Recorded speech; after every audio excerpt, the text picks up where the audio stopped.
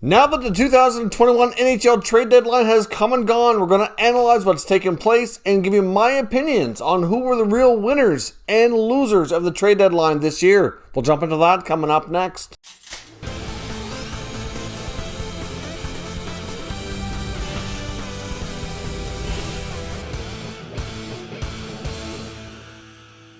So welcome back to another video here at Top Shelf Hockey. Now, as I mentioned today, we're taking a look at the recap and analysis here of the NHL trade deadline that's just come and gone. We had all kinds of trades that have taken place here, a little bit of activity through the waiver wire and some signings as well.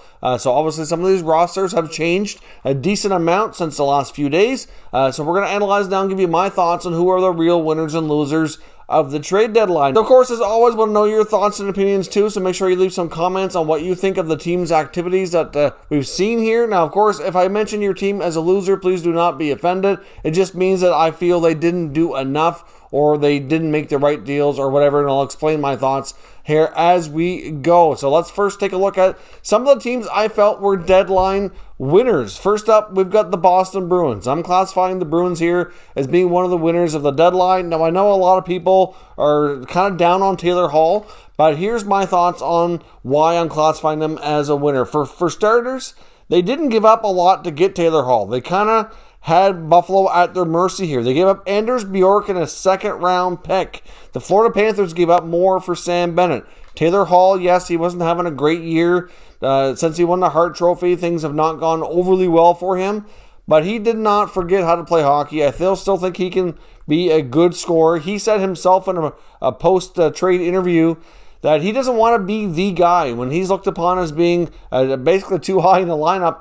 That's not what he wants anymore. He wants to be more of a secondary piece. And I've said this before as well. I kind of compare Taylor Hall to a guy like Phil Kessel. Now, they're not the same kind of player exactly, but Phil Kessel went to Toronto trying to be the guy, took all kinds of heat, and really was criticized heavily when the Leafs didn't succeed. And now he goes to Pittsburgh, and he gets to be like the fourth, fifth best player, whatever they had there. And he excelled and put up some of the best points of his career and won Stanley Cups. And Taylor Hall could do the same thing. He'll go to Boston where they have Bergeron, Pasternak, Marchand, Krejci. He's easily only going to be the fourth or fifth top player there. He won't get the spotlight. I mean, he will in the beginning because he was just traded, but he'll be a second line player. He'll be insulated. And I think he'll have a little bit less pressure and be able to succeed. Now, the other reason why I'm classifying Boston here as a winner is I like their other depth pieces. I think picking up Mike Riley for a third-round pick was a pretty decent move. He's had didn't have a great start to the year with Ottawa, but he's really bounced back and really stabilized well. Certainly a good skater, good puck mover. They needed some help on that left side of their blue line, so I do like that. And picking up Curtis Lazar in that Taylor Hall trade was a nice little add-on. Not only did they only give up a second in Bjork for Hall, but to get Lazar as well, who's a really good, hard-working bottom six forward. Lazar never turned out to be the offensive star he was kind of projected to be when Ottawa took him in the first round, but he's still a good hard-working player, and he's a really likable guy. You can't help but think he's going to just add that much more of a work ethic here to a team that already has it. So to me, I like what the Bruins did. It's not so much that I love Taylor Hall that much. It's just that they got him for a really cheap price. And we know that Taylor Hall really wanted to go to Boston. I really don't believe, because of that no move clause, it was only going to be Boston or maybe the Islanders, and that's about it. And after the Islanders got Paul Mary, he was set in stone and going to Boston. But Don Sweeney and the Bruins knew that they kind of had Kevin Adams right where they wanted him, and they weren't giving up anything more. So as much as the return is underwhelming for Buffalo, the return sucks for them. I won't really mince words here, but you know what? You do the best you can when you don't have leverage, and unfortunately that's the position that Kevin Adams was in. So for Boston, I like what they've done here. They've added some good players, but they didn't give up a ton to do it. So I do think at the end of the day, they're a better team, and that's how I'm deciding these teams' grades. Now, another team that is a clear winner is the Toronto Maple Leafs. It seemed like they were trading for everybody, really. They picked up Nick Foligno in one of the bigger deals of trade deadline. They also picked up some other interesting depth pieces like Riley Nash, who won't help them now, but Riley Nash will help them in the playoffs. and Riley Nash's contract being an LTIR helped them acquire some of these other assets too. So Foligno's going to be an excellent fit there. Good net front presence. He can play center. He can play wing. He can help you on faceoffs if need be. Up and down your lineup. It's really, a great pickup. He's a great addition there. I really like that. Ben Hutton is a good depth defenseman. He's I'm not sure he's a top 4 guy, but he can come in as your number 5, 6, 7 and give you some decent minutes. Good character guy as well. Well liked around the NHL. Always smiling, easy to work with. So that's a pretty decent pickup there. They ship off Barabanov to San Jose for Suomela. Suomela will, be somebody who can be either on their taxi squad or in their minors, but Barabanov gets a chance to go see if he can play in San Jose and have another crack here at the NHL because he was basically a spare part for the Maple Leafs this year. Of course, they bring in insurance and goal and Big Save Dave, and they didn't have to really pay out a whole lot for him. I mean, yeah, you know what? Riddick is kind of having, one of those years that he probably would like to have done better. Things didn't really go the greatest in Calgary the last year or two, but you know what? He's got a good reputation of being a decent goaltender, and for what was out there, I think he was one of the better options. Works well for them. He actually flew with the Flames, who were going to Toronto anyhow, and he's actually going to play against his old team here in their next game tonight. So, it's a very interesting scenario that way. So he get to spend time with his Flames teammates flying to Toronto, and not something that you see very often. But the Leafs certainly did very well here as well. I'm going to classify the Senators as winners because they were able to move on from some of their veteran guys. They got decent returns. They got Mike Riley, Eric Branson, and Braden Coburn all moved out, which is going to help their young players get more of a bigger role, more ice time here down the stretch.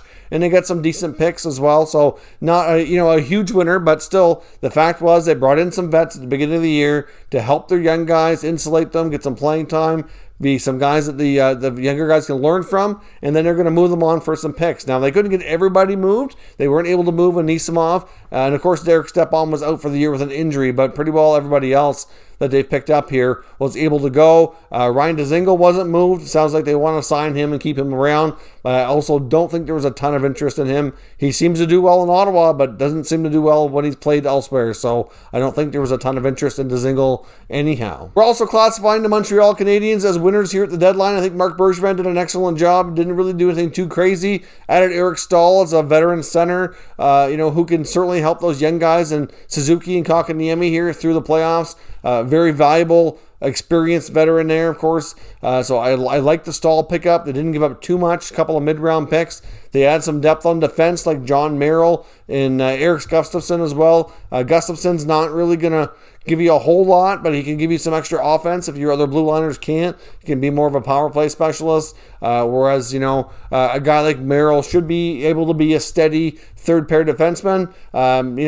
He was playing in Detroit and actually was one of their better defensemen on a weak team, and was certainly somebody who actually had some pretty good stats there considering what was around him. So overall, I think Bergevin did a pretty decent job picking up some extra depth. Didn't do anything too nuts. They got Cole Caulfield in the minors. They want to add another scorer, and I think they did all their heavy lifting personally earlier before the season started and earlier on here. So he didn't have to do a whole lot, but the moves he did, I think, make them a little bit better, a little bit deeper, and I like what they've done. I'm going to say the Calgary Flames were winners here as well. They kind of finally saw the light that they needed to sell off some assets. They moved Sam Bennett and David Riddick, and they got pretty good returns. I mean, Sam Bennett pulled a better return for the Flames than Hall did for the Buffalo Sabres. I mean, they get the equivalent of 2 second-round picks for him, got a decent pick for Riddick. Overall, I think they did what they could do there. I don't think you're going to see anything too surgical done to this Flames roster till we get to the offseason, but bigger changes likely are coming. It's necessary. I hope they take the time to really do a small bit of an overhaul here at least. I don't know if they really need a full rebuild or anything, but they do need to do a reset, and swapping out 1 or 2 of the core members and bringing in some fresh blood here would certainly, I think, help them a long way, kind of shaking things up. We're also going to classify the defending Cup champion, the Lightning, as winners NHL Trade Deadline Day. They still managed to add arguably the top defenseman available at the deadline, David Savard. It's amazing how they continue to do these cap gymnastics and squeeze players in. They're going to get Nikita Kucherov back, who is basically like a massive trade deadline acquisition to get one of the best players in the world available to you, likely early in the playoffs, who's been, by that point, will be skating for 2 months and be ready to go. They also added Freddie Claesson, as another depth piece there as well. So last year they added a bunch of depth on the blue line. It worked out. They did the same thing this year. Of course, last year they added some other pieces as well up front, but those pieces are still there, so they realistically shouldn't really need to do much, and they did what they needed to do. And I think Tampa's just that much better and that much deeper going in to the last little part of the season here. I'm going to say the Colorado Avalanche also are winners. They didn't need to do a lot. One of the league's top teams right now. Added some insurance in goal with Devin Dubnyk. They certainly added a few other little pieces as well. Some extra depth at the center position, bringing back center Carl Soderberg, who played there for a while, who's quite familiar with each other. So that's a nice small addition. Didn't have to give up a whole lot to do it. They also brought in Patrick Nemeth from Detroit. So certainly some small moves, but they all add up to making this team, again, like some of these teams, a little bit deeper, a little bit stronger, and some extra insurance. When you're as good as some of these teams are, that's really all you need. You don't need to sell the farm or the future to try to win a Stanley Cup when you have an excellent shot as is. I am going to say that the Detroit Red Wings and San Jose Sharks, I'm going to kind of lump them together here. Teams that were basically renting out their cap space. They did a good job getting some extra picks for basically nothing. I mean, yes, they paid a small premium, but why not broker deals like that when you have the space available to get some extra picks to help stock your prospect pool here a little bit further? I also think the Detroit Red Wings got an excellent return on Anthony Mantha. It's a trade that most people didn't see coming. I'm not too shocked they traded Mantha. I just didn't see it going down now or the way it did. I thought maybe in the offseason, a guy like Mantha or Bertuzzi could possibly be traded. I mean, it makes sense for Yzerman, who's basically acknowledged here that this rebuild in Detroit is going to take longer than expected. They're probably going to be another 2 to 3 years, I think, before they can legitimately have a shot at competing for a playoff spot. And there would be near the end of Mantha's contract. He's going to be approaching 30 years old at that point. And is it really worth it? Why don't they get more assets now? He can go play somewhere else. It's better for his career, likely, and it's better for the Red Wings. So I wouldn't be surprised to see them do similar type of trades if they would with Bertuzzi. Probably not Larkin. They got to keep somebody around, but if they did, if they can get a comparable trade for Larkin like they did with Mantha, I think they have to think about it. But again, like I said, somebody's got to stay there and lead that team, and he's certainly the likely guy to do so. But the return they got to get a guy like Vrana, who's really a somewhat comparable player to Mantha, stat-wise, I mean, they're very different players, stature-wise, in how they play, but when it comes to what they'll give you on the score sheet, not drastically different. So really, they got Vrana, who's a good player. They got a first and a second round pick. They've taken the contract of Richard Panik. Again, that's kind of like renting out your cap space for an extra pick. I think you can look at it and say they probably got the second round pick for taking Panik, and they would have got Vrana and a first for Mantha, which I think is a phenomenal return. So good job on Yzerman. He never ceases to amaze how he seems to fleece the other GMs around the NHL. Like the New York Islanders acquisitions here, they did a really good trade with the Devils, picking up Paul Mary and Sajak. They did pay a pretty price to do so, but you know what? I think it's going to be all worth it here. They get Anders Lee gone for the season, and they did their best to replace that type of leadership and scoring. And so far, I think things seem to be working out here. They also picked up Braden Coburn from the Senators as a depth defenseman, a good pro, won the Cup last year in Tampa, and not somebody who's going to give you a ton of minutes, but if you need him to step in on a third pair, he can certainly do so. He's a good guy to have around the locker room. He's got good experience, so I have no qualms at all about them adding Coburn. I mean, really, it's kind of an inconsequential piece at it, but just extra insurance. You can never have enough of guys like that around, in my opinion here. But the Islanders did a good job. They were in on Taylor Hall. They were one of the only other teams, like I said here, besides Boston, that were close to acquiring him. They even inquired about adding him after the Paul Mary trade, but I think by the time they got to that, it was not quite as serious, but still, overall, I like what Lou did, and I think the Islanders set themselves up nicely here for the playoffs. And lastly here, I'm declaring the Florida Panthers as well, trade deadline winners as well. They got Nikita Gusev for nothing. They were able to sign him since he got terminated by the New Jersey Devils. It was a mutual contract termination. They got him signed for a one-year deal for the rest of the year. You can't beat that. They wanted to add a forward. He fits the bill. He could play with higher-end players in Florida like Barkov and Huberdeau, etc., could maybe do what Dadonov did before when he came back. So you know what? That's a great little pickup there. They moved on the contract from Brett Connolly, which was good. Kind of cut some dead weight off the cap. So that was very helpful as well. Picked up Brandon Montour and Sam Bennett. I mean, What they gave up for Bennett was a decent price, equivalent to 2 second-round picks. But he's a good playoff performer, and he's a younger player who could fit with them and get re-signed and stay with there for a while. So I really like the pickup of Sam Bennett for Florida. That's going to help add some much-needed grit there. Brandon Montour adds another offensive element from the back end. Doesn't necessarily have to commit to him longer term. He's a UFA coming up here, so things work out. They could consider signing him, but he will help you replace somewhat of what Aaron Ekblad gave you. He's not the same defenseman, not quite at the same level, but you know what? He's one of the few defensemen out there, like it was either him or Savard, in my opinion, would be the closest that was on the market to kind of help you replace what you lost. So good on Florida for what they've done here as well. Now let's jump over and take a look at some of the teams I'm declaring as trade deadline losers, which means I don't like what they did. They either, in my opinion, didn't do enough, they overpaid or whatever. I just don't feel these teams are any better when they had an opportunity to be. And first on my list is the Washington Capitals. I mean, many people might really like that Anthony Mantha trade, but I do as well, but I really like it much more for Detroit. I think Detroit got a really good return here. I'm just not convinced Washington's a whole lot of a better team here. They gave up a first, a second, and Vrana and Panik. Now, Panik, yes, they wanted to move that contract. No problems with that. But like I said, they give up Vrana, who can give you similar production to Mantha and to fairly high picks as well. So I'm just not convinced that they're better. They also traded Jonas Siegenthaler, so they take away a little bit of depth there from their blue line. I just don't see the Capitals as being a better team. Now, Mantha is a huge guy, can score 25 goals for you. You know what? He could be a great addition there. Maybe I'll be wrong, but I just think that the risk of not getting better to me is very apparent. Only time will tell. I mean, like I said, this is one deal. I won't be shocked if he goes there and he scores and they win.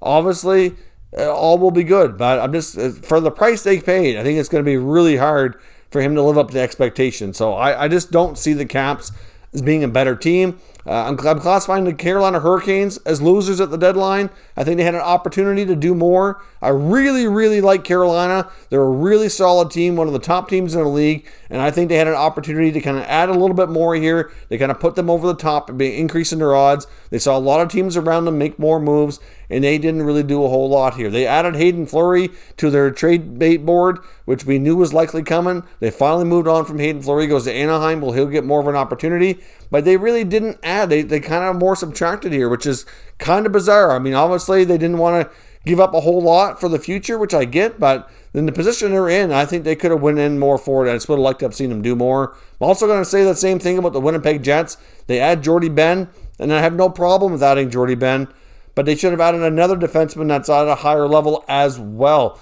I was looking for Kevin Cheveldayoff to maybe add multiple defensemen.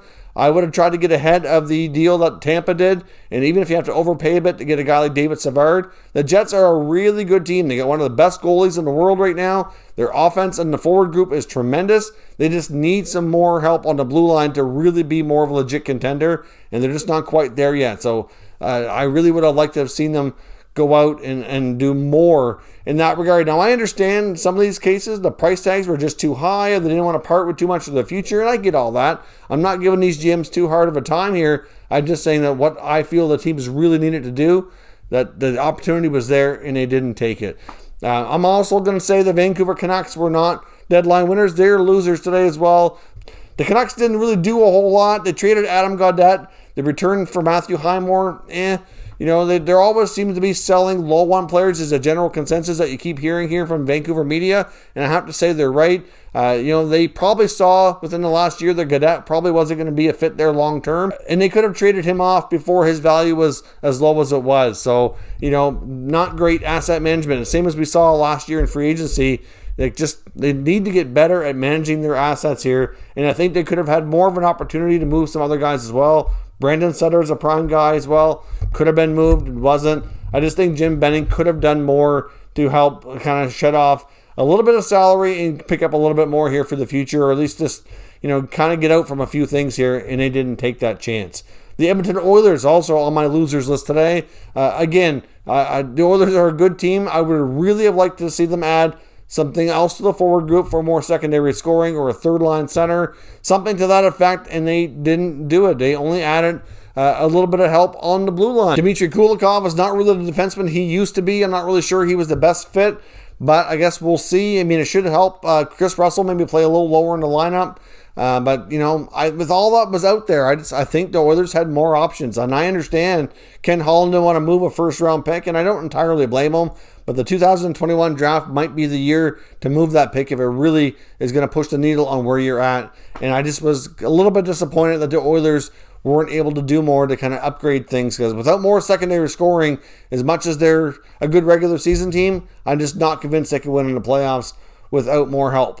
And unfortunately, I'm lumping in the Buffalo Sabres in here as well. But you know what? As I mentioned in the Boston comments, I think Kevin Adams was kind of handcuffed here on what he got for Taylor Hall. The return's very underwhelming, but he did the best he could do. But Hall had all the control and all the leverage. It was rumored that they had a better offer than the Boston offer, but Hall would not waive his no-move clause. So what's a guy really supposed to do? But at the end of the day here, they also hung on to Linus Ullmark in goal. They've agreed to continue negotiating, so they're kind of playing with fire there a little bit. The player now has all the leverage. They're going to end up having to overpay to keep him, or he's going to walk through free agency, and if he does, this team is going to be set back even further. So I don't like the fact that Ullmark is either not signed and not traded, so he had to do one or the other. They didn't. I don't like the return on Hall, but I understand why it is where it is. Brendan Montour and Eric Stahl, those trades were okay.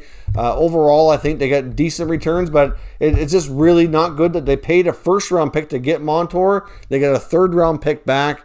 So that, you know, I wasn't expecting much more, but maybe a second, but you can only do what you can do. But Adams is in a tough position. I kind of feel bad about putting him there, but at the same time, hard to say. A team like Pittsburgh, I'm going to kind of say, I'm not really sure. They're kind of in the middle here. I'm surprised in the Jeff Carter trade. Not really sure that they're a better team right now either. But I mean, Carter is a really good, experienced guy, but was there better options out there? Hard to say. I mean, I'm going to kind of put them in somewhat of a neutral territory here. I need to kind of analyze that a little bit more and see how he fits. But I don't know. I mean, they paid 2 mid-round picks. Not a huge price tag. But I think Pittsburgh could have done a little bit more. But either way, I'll be interested to see that dynamic there for sure and how things work out. Also going to put the Coyotes on this list too, because they had some more assets they could have moved and failed to do so, whether it be Goligoski or Ranta as a couple of prime examples. I know Connor Garland's name was out there in the rumor mill a lot. I'm not saying they should have traded him unless the offer was really, really good. And I doubt it was. Obviously, they would have had to consider that. But they had some pending UFAs that could have been moved to get some more assets back. This is a team that desperately needs draft picks. And there was lots of draft currency being traded around, and they failed to really get much of that. And I really think they could have done more in that regard. That is my analysis. That there are teams I did not mention, and to me, they're kind of in a neutral territory here for the most part. I mentioned Pittsburgh just because I'm not really sure where to put them. But the rest of the league, you know, they probably weren't mentioned because they didn't do a lot of activity or they weren't really expected to. But either way, those are my teams that to me at least stick out as being winners and losers of trade deadline day. Let me know your thoughts down below. Again, remember here, if I think your team won or lost, it doesn't really mean I think highly or poorly of them. This is just based on my analysis of their trade deadline activity, and that's it. So let me know what you think, and we can have a discussion down in the comments to discuss further. If you're new to the channel, consider subscribing and turning on your notifications so you don't miss any future content, and give this video a thumbs up if you enjoyed it. I'd appreciate it if you did. As always, thank you for watching, and I'll catch you next time.